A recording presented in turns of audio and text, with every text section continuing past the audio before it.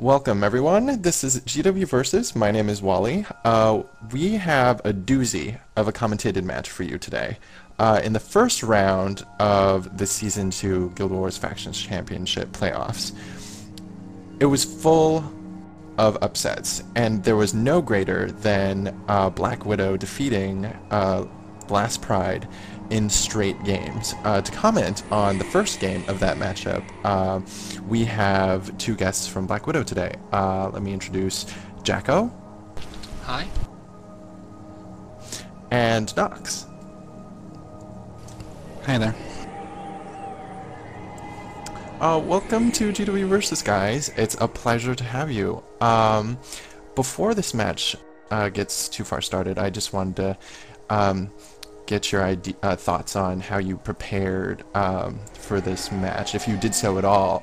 From preliminary talks with you, Jacko, it seems that that what looked like a very well-constructed build was in fact kind of a bring your own build sort of situation. Yeah, the thing is, we had pretty much given up on the playoffs because we hadn't played much lately, and then it was just the final days that we made a push for it and actually got into the playoffs, partly because Dia couldn't play, and because of that we didn't really have any good builds that we had been confident about throughout the season. So we wanted to play a build we at least had some experience with, and the only build that we had was a build we have played much earlier in this season or previous seasons, where we basically take a lot of self-sufficient characters and two boom prods, and then try to split it up a lot and run around. So that's basically what we try to do in this game, just taking, deciding which characters to bring and then going. Alright, so in a sense it's sort of making, generating your own advantage by sort of splitting up, or sort of denying the opponent's ability to play their game, I guess. Yeah, basically splitting up the match in so many small battles as possible, because we know that our characters do well in one versus one or 2 situations, whereas most builds have problems doing that. At least they might have 1 or 2 self-sufficient characters, but they often have no more than that. Another thing is, we was pretty sure that Last Bite was gonna use the Frozen Isle map, so which suits this kind of play very well. This is another reason we chose this build. Yes, it's certainly ripe for splitting in many fronts. In addition, when you're playing this build, I would think that it's almost designed to force the game to go to VOD. Has that been your experience? Yeah, definitely. I have had very few games end before VOD. If it does end before VOD, it's because we have eliminated the NPCs and do some gank at some point at the guild board.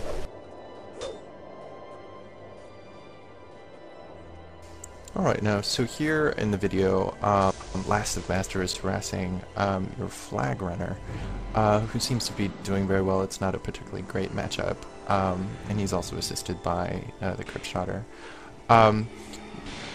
Were you sort of planning who would split where, or what characters would sort of try and face off with the ones from EvIL, since it's their build is fairly standard and they've been playing it for a while, and so I imagine you had expected somewhat what it was they were going to bring. Yeah, one thing we realized from the last playoffs where we played IB was making a build and just trying to counter it didn't suit our style very well, especially when you don't have a lot of time to practice the build you're playing. So what we tried to do this time is not to think so much about what EvIL was going to do, but instead trying to play our own game. So we didn't really decide that much on making characters specifically to counter their characters. But what we did do is we had one assassin, played by Nox, that we sent back to their base to gank, which was the General Strategy, and then have Omze on a Crypt Ranger trying to basically interrupt their flag capping and stuff like that. All right, and so what I'm seeing from the mini map is that Nox is sort of cleaning house at the base, and he's doing so basically uninterrupted. Could you sort of talk about what that allows you to do and sort of what's going on there? Well, I mean, basically the assassin with orb displacement can clear a whole base in 5 minutes or so if nobody does anything about it. So, that was actually, ideal for me. But actually, at the same time, when when I thought about this character, we pretty much knew that they were gonna play this build. So I had in mind, being able to play against the assassin or possibly Gripshot Ranger. All right, and so I notice right now you're facing off Bloodlight, and your builds are actually really quite different from each other, despite having many similarities. Would you sort of comment on what led you to bring this build, particularly since you were expecting to sort of face a Gripshot or another assassin? Yeah, I mean, we weren't sure that he was gonna play the same one, especially as the Golden Phoenix Strike one has been so popular lately. So, Shock is kind of the best bet to go against one of those, because then you can get the first knockdown and thus get all the conditions on first.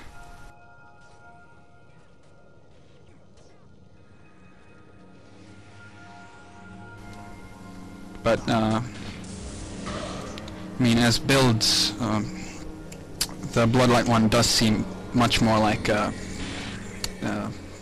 team build. I mean, for example, in game 2, he tried to solo stuff, but it didn't really work too well. I see. So it's meant to be more of an integrated thing. And just then it was demonstrated when you and Amzi, 2 versus 1 on Bloodlight, he wasn't able to get away.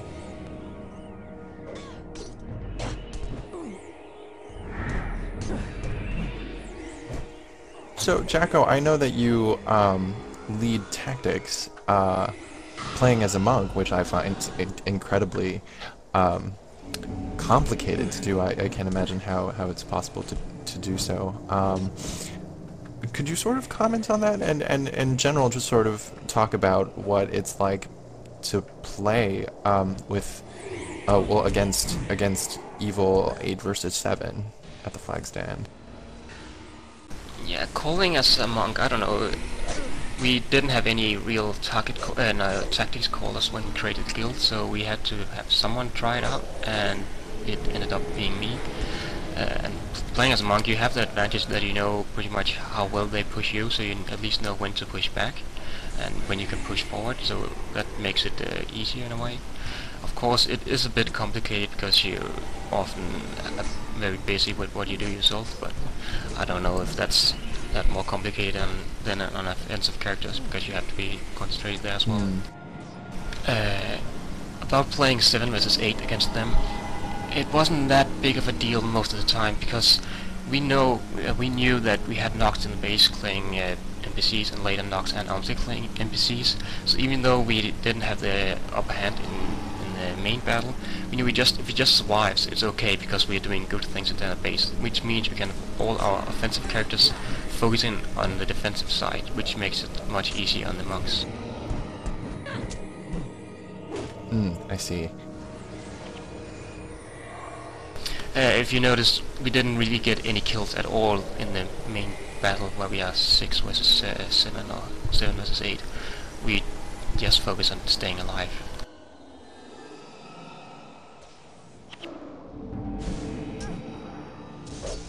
I could add here that we did actually get a few when they had to fall back on some occasions. For example, this first time I believe it was one of the Mesmers who was left behind and killed of EvIL. Oh yeah, that's true. That did make the mistake that they pushed back with the whole team each time they have problems on the base, and then often we can pick out one character, especially since we have 2 warriors, one with Death Charge and the other with Shock, I think. So it's pretty easy to spike out a character that's lagging a bit behind, because you can stop him pretty well. We also have Gale on both the Mesmers and the Emo. So Okay, retreating so from us can be a bit difficult. So here you've garnered a morale boost by delaying their frag runner. How important was that to you, since I know you had sustained... I think it was the death at the flag stand at this point. We had had a couple of deaths, but I don't think it was that big an issue. We weren't really pushing that hard for it, but basically just trying to take the opportunity whenever it comes, because they had to move around to respond to our gank in their base. But it weren't a desperate thing. We weren't pushing hard for getting morale at that point.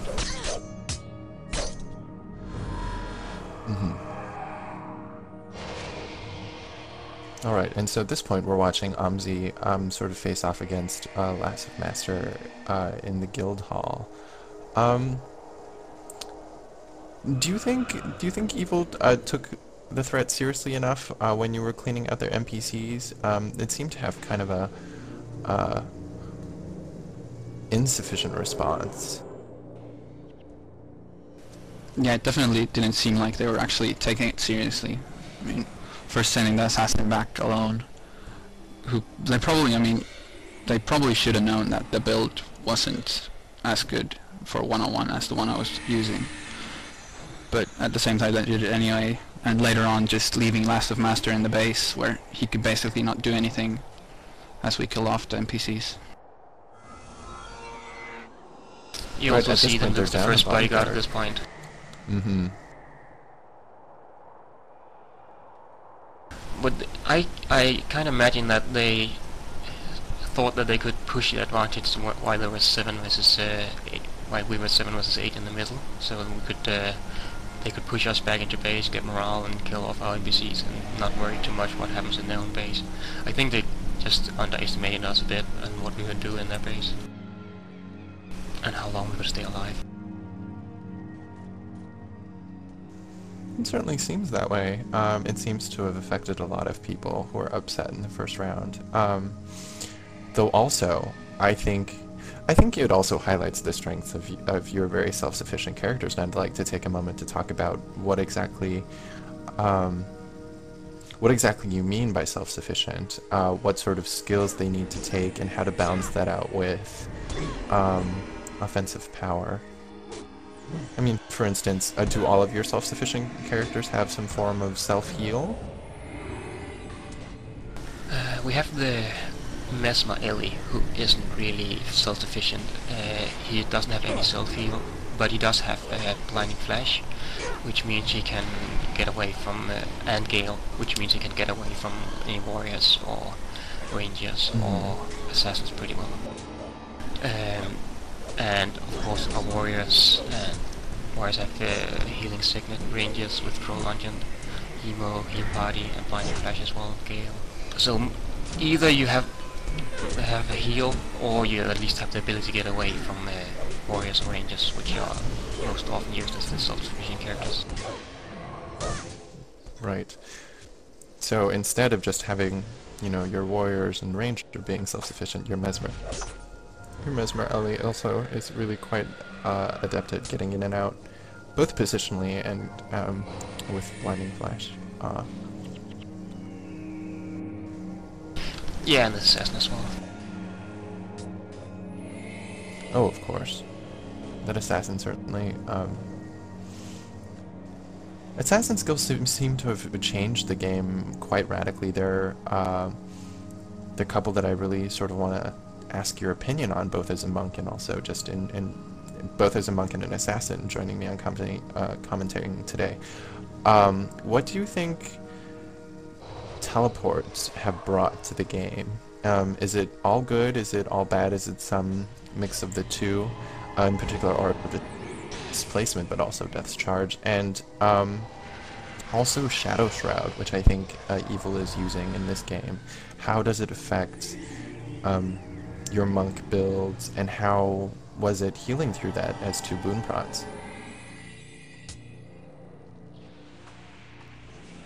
Yeah, I can start coming on this Shadow Shroud. It's usually pretty difficult when they spike you with using Shadow Shroud, and when you only have 2 boon prots, because you can only heal with mint condition or an ailment, at least on the builds we used.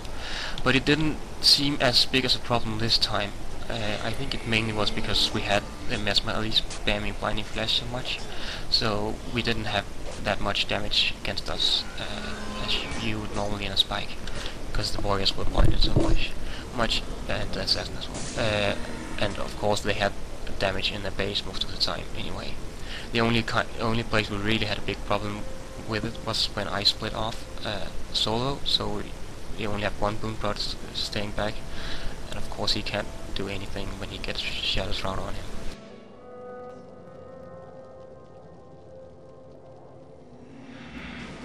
Yes, that makes it really quite difficult. Well, then how about the teleport skills? I've seen Death's Charge on warriors, and of course Aura Displacement, which allows movement across a vast amount of space very quickly. How has that changed the game?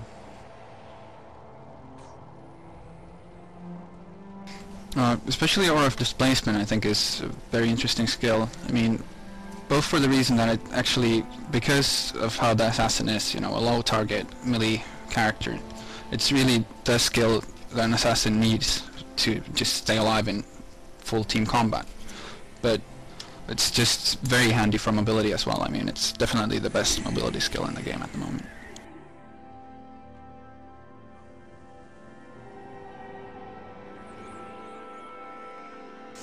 And do you think that teleports have added positively to the game? I know I've spoken with some people who fear that perhaps teleportation will take out an element of preparation and ability to handle such things in Guild Wars. What are your thoughts? I would say the opposite, actually, because even though you can respond to it, you have to be prepared to respond to it with your teleports, because you have to put up, if you have recall for example, you have to put it up on the correct people. If you use Aura's Displacement, you have to use it in the correct places. There's just so many ways you can use it that, I don't know, changes the game, because you can move around in surprising ways on the map. So you really have to be very well prepared of what the assassins can do against you and what you can use the assassins for against them. So I would say definitely has enhanced the strategy level of the game. Yes, I think so. I would agree here. The thing is, I mean, they do have counters. I mean, most of the teleports where you can actually choose when to teleport, you know, further than just casting range, well, all of them are enchantments, so you can actually remove them. It's just a new thing you have to watch out for. And removing an enchantment on an assassin where you know where he's getting teleported to, you can use that against them, because you can then push them to a place when you want them to be pushed there, just by removing the enchantment in time, and then hopefully kill him or get a better matchup where you are. It certainly puts it puts the planning and the sort of strategy of enchantment removal now in a very offensive way as well, and I think it rewards very advanced planning and communication in a way that hasn't been available to Guild Wars players so much. If you're looking at the match right now, you see Nox going off, sneaking off while nobody notices, and he will kill the last bodyguard in a few seconds. Yes, just a little red dot up at the top of the map, while everyone is gathered around your... Yeah, at this point, they're starting to push around better. It seemed like they figured out that if they stay around the middle instead of the flag stand, they can pretty much hold us in the base, and that time this means we can't really push out the flag as well, and we can't run around on the map as well anymore. I would say the other thing here was that we didn't really have a reason to go to their base anymore unless we tried a bigger scale gank. And they don't have a lot to fear anymore, because a lone assassin takes a while to kill off the guild lord, so they have much time to respond to it. Alright, so they're not worried anymore about since they've lost everything, the only thing that they could lose now would be the Guild Lord, and that would not be something that'd be coming too quickly. And so right now, we're watching Last of Master chase Amzi and Unox around in the center. At this point, I guess they had sort of figured out how to split you guys up. Was it a much more difficult matchup now that they sort of were used to, or learning how it was that you were moving? I would say at this point, for example, it was more that they, had more people threatening us from the, center, or from the flag stand, so that we actually had to just pull back, and they managed to just snare Omzi on the ice and kill him in that specific case. Hmm. Yeah, but they basically were much closer together, so it was easier for them to push out and kill random people at this point. As you can see on the minimap, the matchups are focused much more around our base and the middle instead of around all over the map. Yeah, it seems to be much more trying to contain your group. At this point, we're basically just waiting for VOD and trying to keep them from getting morale.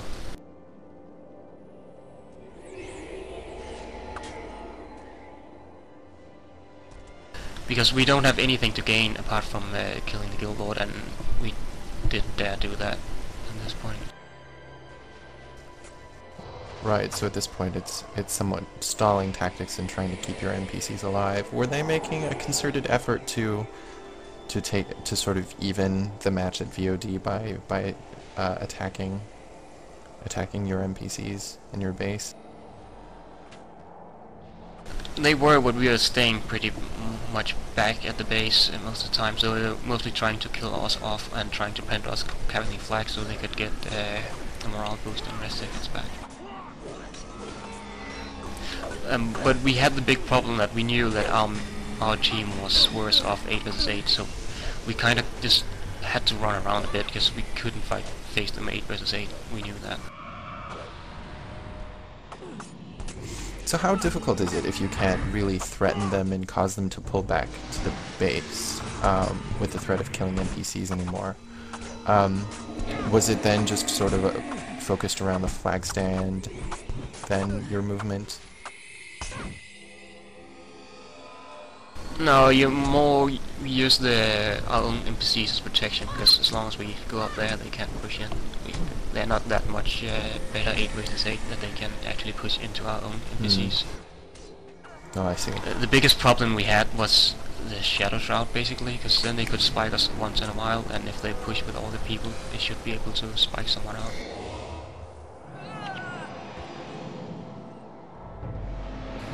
Yeah, right now you can see me die there, and it was basically just because I didn't realize that Mesa was pushed so hard that we had to pull back all the way. They seemed to be taking a lot of pressure, but most of the time actually it was like that. Both teams were taking a lot of pressure. They were pushing us hard all the time. Mm-hmm. Yeah, throughout the map they were pushing us hard and question, killing us. In somewhat related. Mm-hmm. Yeah, they don't ever give up, and they're always a threat, aren't they? And they always get kills once in a while. It's just we die here and there.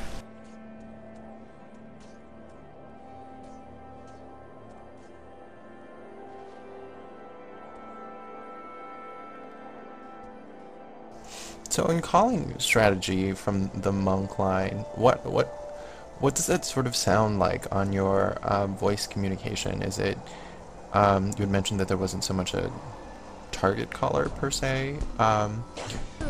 What sort of things do you say, sort of like fall back, or we can push forward, push on them, or is it even much more? Well, how much do you rely on your teammates to tell you about what's going on, and how much of that is something that you just sort of keep in your attention playing?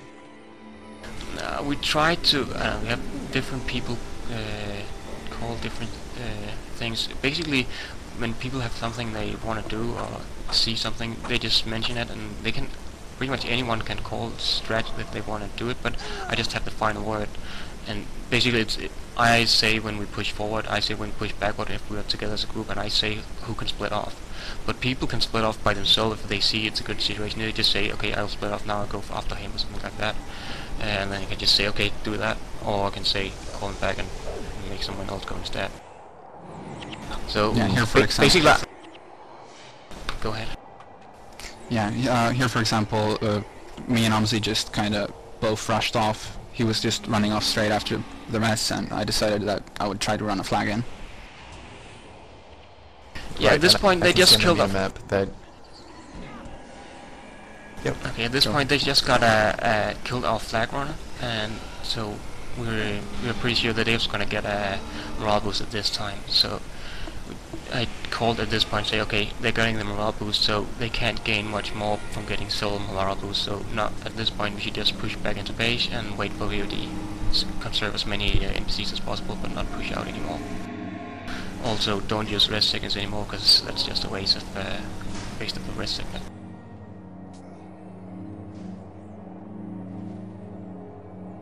Yeah, here me and Omzi basically just try to pull Last of Master and Bloodlight away from the battle as to lessen the damage around our guild lord.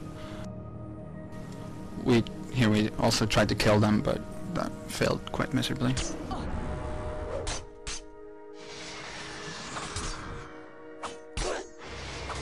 Yes, the two of them certainly output quite a bit of damage. Yeah, there you, for example, also saw bad use of Aura of Displacement. I used it right next to Last of Master, which, you know, didn't give me an escape route at all.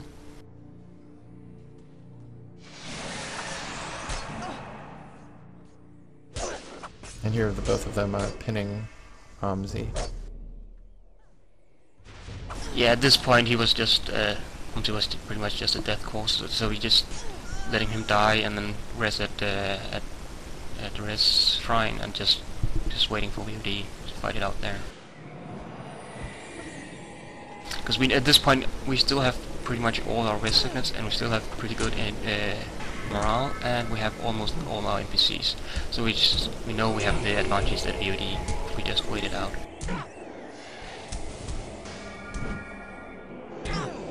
So at this point, aside from keeping your NPCs alive and sort of playing very defensively, were there any sort of things that you were worried about EvIL being able to do once VOD happened?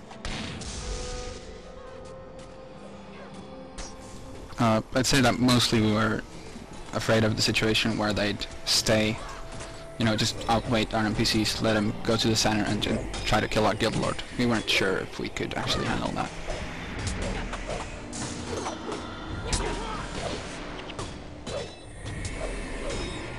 Yeah, that was pretty much the best chance, because when our MCs go to the guild lord to the middle, and we all follow them there, and we have the guild lord walking in at 35, they shouldn't have a chance.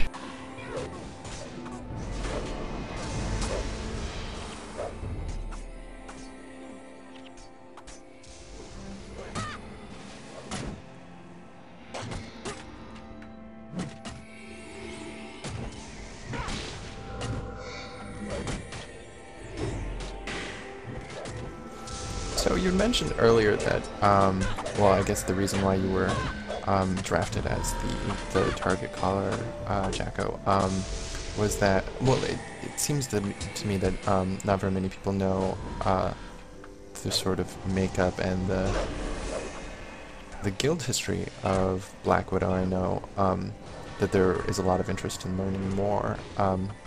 There's a lot of talented players in the guild, and I was wondering if you could you want to talk a little bit about sort of history and that sort of thing. Yeah, I was first commenting that you can see EvIL trying to push in our base, now you can see what happens, they die. So it's why they stop and just wait for UD as well. But about the guild, we were several different Europeans that were all in American guilds and had been for a long time, but had problems getting playtime because the guild always play at the very bad time for us. So we had a lot of people that were annoyed that there weren't any more good European guilds around, so we can join a good European guild. And we decided to create our own. Basically, we were some people from NO. When after that broke down, and we just decided that we wanted to join a European guild this time instead, because it was quite annoying playing American times. And together with Nox from I don't know, he has been around different guilds, and